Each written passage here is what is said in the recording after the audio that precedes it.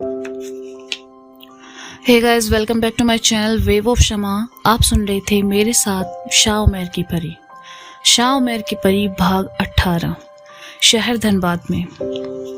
परी यह चेक करने के लिए दूसरा गुलाब जामुन उठाती है कि इस बार उमैर उसे खाता है या नहीं। परी दूसरा गुलाब जामुन उठाकर हाथ में लिए बैठी रहती है, मगर इस बार उमैर उसे नहीं खाता। नहीं खाना है क्या तुम्हें? परी धीरे से कहती है। पहले तुम इसमें मिठास और तो भर दो, उमैर उसके कानों में बोलता है। ओह ठीक है, धीमी आवाज में कहती है। परी आधा गुलाब जामुन खाकर आधा हाथ में पकड़े रहती है, फिर उसे अपनी हथेलियों पे किसी की सांसों की गर्माहट महसूस होती है। गुलाब जामुन परी की हथेलियों से गायब रहता है। अजीब सी अनदेखे से जज्बात परी के मन में जन्म लेने लगते हैं। परी शादी में अपने आसपास हर वक्त उमैर की मौजूदगी महसूस कर रही होती है। परी को उमैर का अनदेखा सा लेकिन खूबसूरत सा साथ अच्छा लगने लगता है। खाना हो गया हो तो चले, आशिफ परी के पास आकर कहता है। जनाब आशिफ साहब, इतनी भी क्या जल्दी है? आप क्या खाने के लिए यहाँ आए थे? अभी थोड़ी देर रुक जाइए, सुमन ने कहा। नहीं, सिर्फ खाने के लिए नहीं आया हूँ, आप सबको नजरें भर कर देखना भी तो है। फलक के सितारे जो आज जमीन पर उतर आए हैं, कभी कभार तो उन सितारों के साथ चमकने का मौका मिलता है। अब आप सब रोक रही हैं तो रुक जाता हूँ, मगर थोड़ी देर के लिए, आशिफ ने कहा।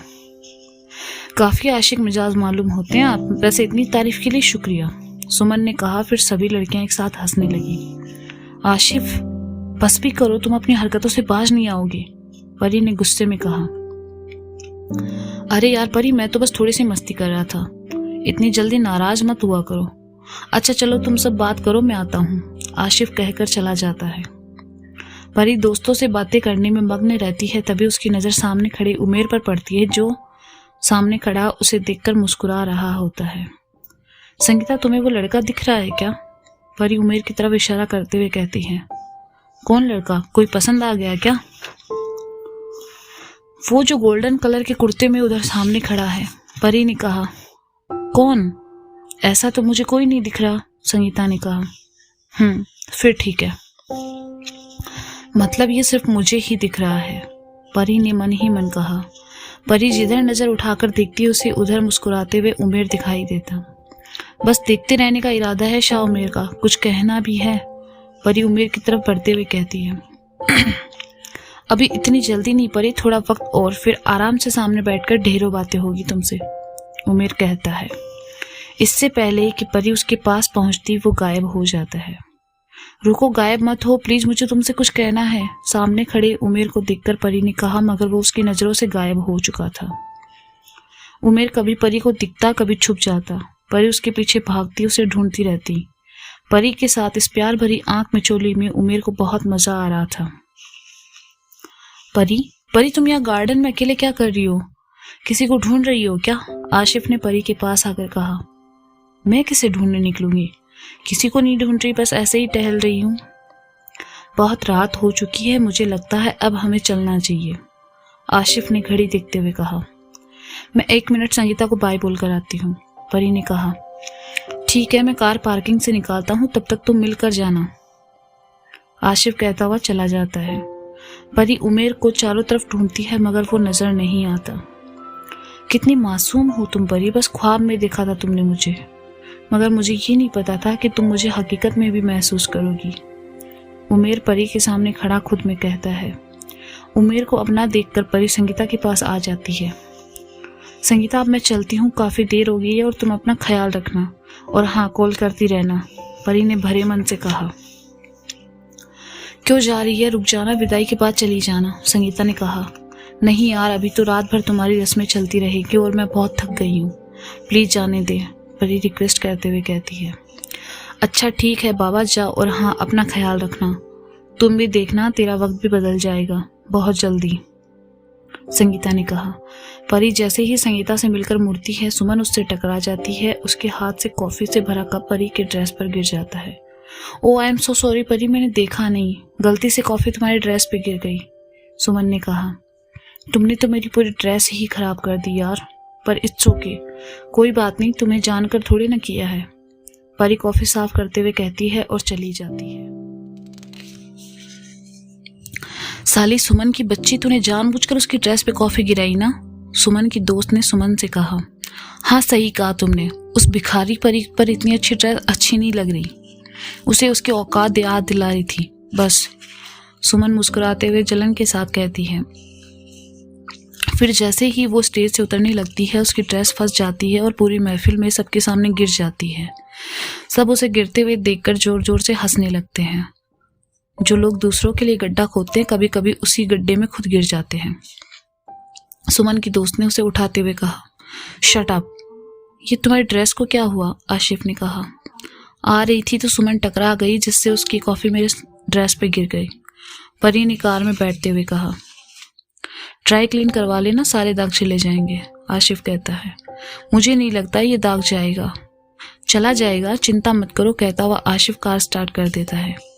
देखते हैं, परी थोड़ा उदास होकर कहती है।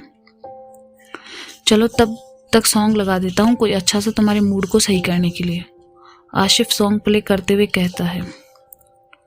म्यूजिक स्टार्ट हो जाता है। आसिफ प्यार से परी को एक नज़र देखता है और गाने को फील करते हुए गाड़ी चलाता है। हजारों चेहरे देखे मगर हाँ तुम सा कोई मिला नहीं, देखो तुम्हें भर के नज़र हाँ तुम सा कोई मिला नहीं, करनी है तुमसे पहल हाँ तुम सा कोई मिला नहीं, हजारों चेहरे देखे मगर हाँ तुम सा कोई मिला नहीं। पारी कार के शीशे की सीट पर बैठा उमेर दिखता है। वो फौरन पलट कर देखती है मगर पीछे की सीट खाली होती है। उमेर उसे आईने में अब भी मुस्कुराता हुआ मोहब्बत से देख रहा होता है। गाने को बोल परी को ऐसे महसूस होते हैं जैसे वो सारी लाइनें उमेर अपनी नज़रों से उसे कह रहा हो।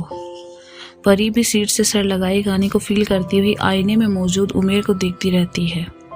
एक दूसरे की नज़रों में खोए हुए न जाने दोनों के दरमियान बातें होती रहती हैं।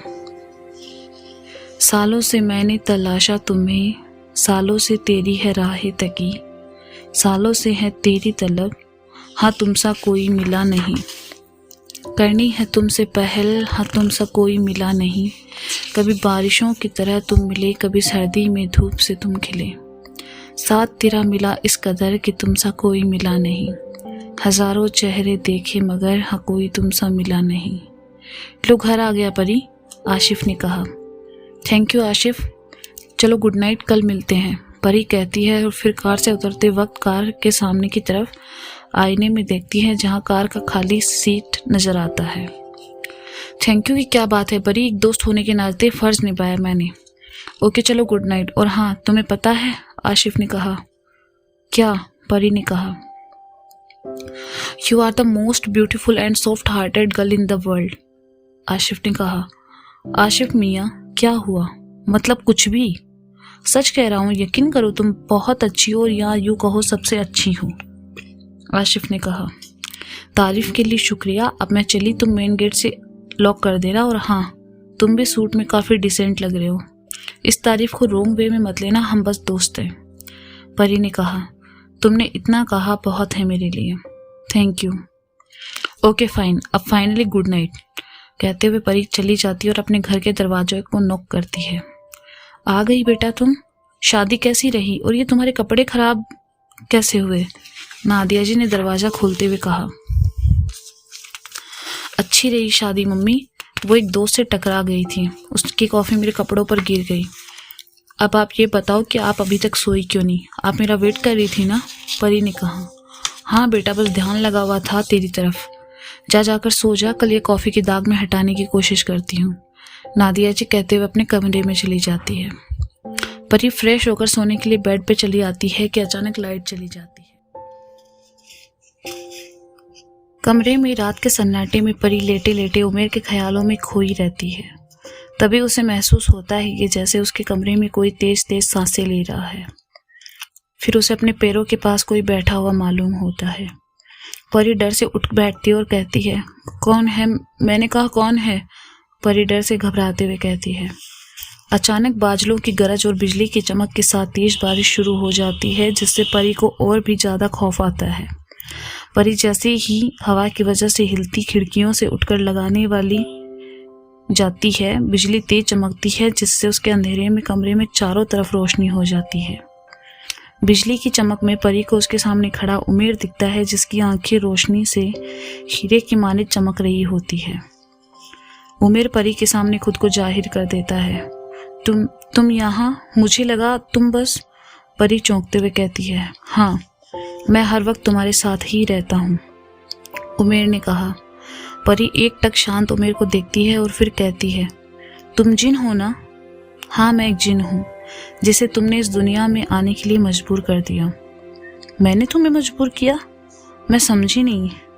पहले ये बताओ कि तुम्हें मुझसे डर तो नहीं लग रहा ना? अगर लग रहा है तो मैं चला जाता हूँ, उमेर ने कहा। डर? वो भी तुमसे? नहीं नहीं, बिल्कुल भी नहीं। तुम प्लीज़ मत जाना। बहुत कुछ पूछना है तुमसे। वैसे भी पहली बार थोड़ी देख रही हूँ, तुम तो कई बार मेरे ख्वाबों में आए हो, और शादी में भी तुम हर वक्त मेरे साथ ही थे। मैंने तुम्हारी खुशबू हर पल महसूस की है। तुम साये की तरह साथ थे, तो तुमसे कैसा डर? परी ने कहा। हाँ, पता है मुझे। वैसे भी ये सवाल उठना तुम्हारे मन में लाजमी है। मैंने बहुत परेशान किया है तुम्हें, है ना? उमेर ने मुस्कुराते हुए कहा। तुम जिन हो, लेकिन यहाँ कैसे? मुझे समझाओ कुछ, परी ने सवालिया नज़रों से देखते हुए पूछा। तुम्हारे आईने की ही तरह एक दूसरा आईना मेरे पास भी है, मेरी दुनिया में। दोनों दुनिया को जोड़ने वाला ये आईना। परी, मैं इस आईने के जरिए तुम तक आया हूँ, उमेर ने कहा। मतलब ये आईना सच में जादुई है? परी ने कहा। हाँ, कुछ वैसा ही समझ लो। ये मेरे दादा अब्बू ने मुझे दिया था और कहा था कि इसमें मुझे वो दिखेगी जो मेरी हमसफ़र बनेगी। तब से मैं इसमें हर रोज़ अपनी मोहब्बत को तलाश करता था। फिर मुझे एक दिन तुम दिखी, बस तब से तुम पर ही दिल हार बैठा हूँ, उमेर ने बड़ी संजीदगी से कहा। तो जिन्नातों की भी फैमिली होती है? परी ने हैरत से कहा। हाँ, जैसे इंसानी दुनिया में रोज़मर्रा के काम होते हैं, परिवार होता है, वैसे ही हमारी दुनिया भी होती है। बस हम आग से बने होते हैं और तुम इंसान खाक से। ये आग से बना जिन एक खाकी पे दिल हार बैठा है, उमेर मोहब्बत से कहता है। क्या खड़े ही रहोगे, बैठोगे नहीं? परी ने कहा। हाँ बिल्कुल, उमेर कहता है और फिर परी के सामने बैठ जाता है। तुम्हारी आंखों में बहुत गहराई है उमेर, इनमें ऐसा कोई राज छुपा रखा है क्या तुमने? परी पूछती है। इन आंखों की गहराइयों में तुम्हारे लिए मोहब्बत भरी है परी, जिसे मैं अब छुपाना नहीं चाहता। मगर मैंने तो अभी तक इजहार मोहब्बत किया ही नहीं। थोड़ा वक्त लगेगा, परी शर्माते हुए कहती है। मुझे कोई जल्दी नहीं है, उमेर ने कहा। परी बेटा सोई नहीं अभी तक, और किससे बातें कर रही हो? नादिया जी परी के कमरे में आते हुए कहती है। दूसरी दुनिया, जाफरान कबीला। अपने शाही पलंग पर उमेर के ख्यालों से परेशान शहजादी मरियम करवट बदलती रहती है।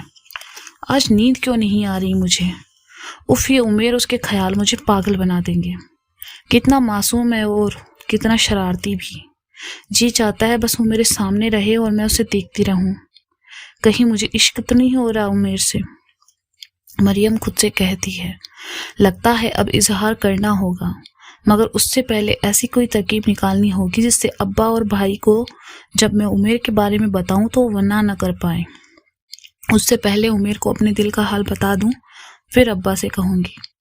शहजादी मरियम अपने बेड पर लेटते हुए खुद से कहती है, फिर आंखें बंद करके उमेर के ख्यालों में खो जाती है। एक तरफ इंसानी दुनिया जहां उमेर और परी दोनों एक दूसरे के दिल में मोहब्बत थी, उसे जाहिर करने में लगे थे, वहीं दूसरी दुनिया जाफरान कबीले की शहजादी मरियम को भी उमेर से इश्क हो चुका था। अब देखना यह है कि इनके आगे की जिंदगी में क्या क्या होता है। तो दोस्तों, ये थी शाह उमेर की परी। इस कहानी का अगला भाग आप जल्दी ही सुनेंगे मेरे साथ मेरे चैनल वेव ऑफ शमा पर। तब तक के लिए खुदा हाफिज।